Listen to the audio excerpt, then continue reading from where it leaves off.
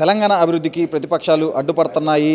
ఈ అడ్డుపడే ఎవరైనా కానీ అది అభివృద్ధికి అడ్డుపడితే కనుక ఖచ్చితంగా వాళ్ళని జైలు పాలు చేస్తామంటూ కూడా సీఎం రేవంత్ రెడ్డి హన్మకొండలోని ప్రజాపాలన విజయోత్సవ సభలో కొన్ని సంచలనమైన వ్యాఖ్యలు చేశారు. ఈ సభలోనే ప్రతిపక్షాలను ఉద్దేశించి ఆయన తీవ్రస్థాయిలో వ్యాఖ్యలు చేశారు. ముఖ్యంగా అటు బీఆర్ఎస్ పైన, అలాగే బీజేపీ పైన, అలాగే బీజేపీ రాష్ట్ర అధ్యక్షుడు కిషన్ రెడ్డి పైన కూడా ఆయన సంచలనమైన వ్యాఖ్యలు చేశారు. అసలు ఎందుకు సీఎం రేవంత్ రెడ్డి బీజేపీ పైన కానీ అలాగే కిషన్ రెడ్డి పైన అలాంటి వ్యాఖ్యలు చేయాల్సి వచ్చింది? ఎందుకంటే అక్కడ ప్రధానంగా కిషన్ రెడ్డిని టార్గెట్ చేసుకుంటూ గుజరాత్కి గులాం చేస్తున్నాడు, మోడీకి గులాం చేస్తున్నారంటూ కూడా కొన్ని తీవ్రమైన కామెంట్స్ అయితే చేశారు. సో ఈ కామెంట్స్ వీటన్నిటి గురించి, అసలు ప్రజాపాలన విజయోత్సవ సభలు వీటన్నిటి గురించి అడిగి తెలుసుకుందాం. ప్రస్తుతం మనతో BJP state general secretary Gujjula Premender Reddy ఉన్నారు. సార్ని అడిగి మరిన్ని విషయాలు తెలుసుకుందాం. సార్ చెప్పండి, రేవంత్ రెడ్డి మీటింగ్ చూశారు హన్మకొండలో, ఏంటి ఎందుకు రేవంత్ రెడ్డి అసలు ఆ స్థాయిలో మాట్లాడాల్సి వచ్చింది, ముఖ్యంగా మీ పార్టీ పైన, మీ అధ్యక్షుడి పైన? రేవంత్ రెడ్డి గారు ఆయన విజయోత్సవాలు చేసుకుంటామని సహజంగా చేసుకుంటామంటే ఎవరు కూడా మాట్లాడరు. కానీ ఆయనే విజయోత్సవాల బదులు అబద్ధ ఉత్సవాలు చేసుకుంటే మంచిదేమో అని తెలంగాణ ప్రజలు అనుకుంటున్నారు.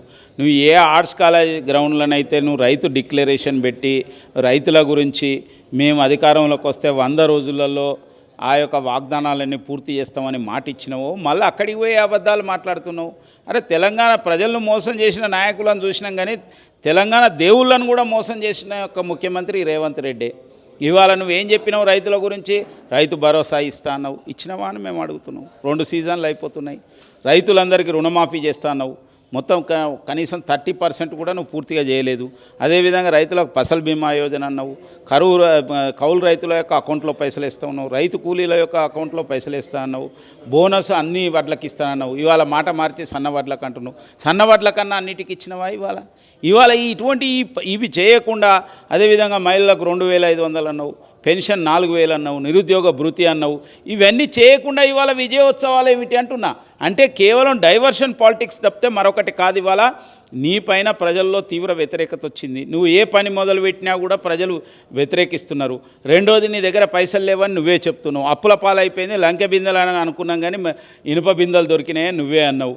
నువ్వే చెప్పినావు 18,500 కోట్లు నిన్న వరంగల్నే చెప్పినావు. అలా 13,000 కోట్లు మరి ఇంట్రెస్ట్కును ఉద్యోగాలకు సరిపోతున్నాయి అన్నావు. మరి ఇవన్నీ ఎట్లా చేస్తావో చెప్పు, ఎక్కడ తీసుకొచ్చి చేస్తావో చెప్పు. అంటే వట్టి గాలి మాటలు మాట్లాడుతున్నట్టు కదా, నీకు నువ్వే అంగీకరిస్తున్నావు కదా. కాబట్టి ఇటువంటి అబద్ధాలు మాట్లాడి తిరగడం తప్పితే, డైవర్షన్ చేయడం, ఫ్రస్ట్రేషన్లో మాట్లాడుతున్న మాటలు తప్పితే ఇది మరొకటి కాదు. ఎందుకంటే భారతీయ జనతా పార్టీ ఏదైతే నీ యొక్క వైఫల్యాలపైన ఉద్యమం చేస్తా అన్నది కాబట్టి బీజేపీ అధ్యక్షుడు కిషన్ రెడ్డి గారిపైన ఇటువంటి మాటలు మాట్లాడినావు నువ్వు. అయితే కిరాయి మనుషులను పెట్టి అభివృద్ధిని అడ్డుకుంటున్నారు. ముఖ్యంగా బీజేపీ చేపట్టిన మూసీ నిద్ర కేవలం అక్కడ మూసీ ప్రాంతవాసులు ఎవరైతే ఉన్నారో వాళ్ళందరినీ రెచ్చగొట్టి రాజకీయ పబ్బం గడుపుకుంటుంది అని చెప్పి కూడా అధికార పార్టీ అయితే ఆరోపిస్తూ వస్తుంది. మీకు కాంగ్రెస్ పార్టీ నాయకులకు, ముఖ్యమంత్రి కానీ మీరు మిగతా వాళ్ళు కానీ మీకు దమ్ముంటే మూసి యొక్క ఇక్కడికి వచ్చి పాదయాత్ర చేయండి. అక్కడెక్కడనో కింద పాదయాత్ర చేసుడు కాదు, ఎక్కడైతే నువ్వు ఇండ్లు కూల్చేస్తానన్నావో అక్కడ పాదయాత్ర చేయి, తెలుస్తుంది. నువ్వు అన్నావు గుడిసెలు అన్నావు, మిగతా అన్నావు, ఆడికి పోయి చూస్తే తెలుస్తుంది. 50 గజాల్లో 100 గజాల్లో 2 అంతస్తులు 3 అంతస్తులు పేద ప్రజలు తమ కష్టంతో అప్పులు చేసి కొనుక్కొని, మీ నాయకులు వెంచర్లు వేస్తే వాటిల్లో కొనుక్కొని వాళ్ళు ఇండ్లు కట్టుకున్నారు. ముందు దాని గురించి ఏమిటో చెప్పు. నీకు సరిగా తెలియక మాట్లాడుతున్నావు. ఇవాళ మూసిని కనుక చేయదలుచుకుంటే నువ్వు శుద్ధి చేయి, అభివృద్ధి చేయి, కానీ పేద ప్రజల ఇండ్లు కూలగొడితే మాత్రం ఎట్టి పరిస్థితిలో భారతీయ జనతా పార్టీ ఉపేక్షించదు. సార్ అయితే ప్రధానంగా చెప్పండి, ఒక ఆరోపణ అయితే ఉంది, రేవంత్ రెడ్డిని అటు బండి సంజయ్ కానీ లేకపోతే రఘునందన్ రావు కానీ అనేక సందర్భాల్లో వెనకేసుకొచ్చిన పరిస్థితి అయితే ఉంది. ఎందుకు మరి అలా? రేవంత్ రెడ్డిని వెనకేసుకొచ్చేది కేవలం బీఆర్ఎస్ పార్టీలోనే అంటున్నా. బీఆర్ఎస్కును కాంగ్రెస్ పార్టీకి లోపాయకారి ఒప్పందం ఉన్నది.